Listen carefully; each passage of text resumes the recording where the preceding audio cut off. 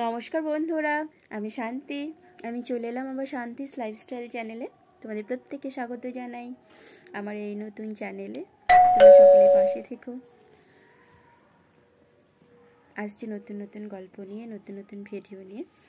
আমার ছেলে জয়জিৎ, ওর বয়স 5.5 বছর, প্রাথমিকে পড়ে এখন। সারাদিনে প্রচুর দুষ্টুমি করে, প্রচুর জ্বালায়। সেসব গল্প তোমাদের সাথে আমরা শেয়ার করব। আমার সাধারণ জীবনযাপন, রান্না বান্না, গাছপালা এবং এই দুষ্টুটাকে নিয়ে অনেক মজার ঘটনা থাকবে, সেগুলো তোমার সাথে শেয়ার করব।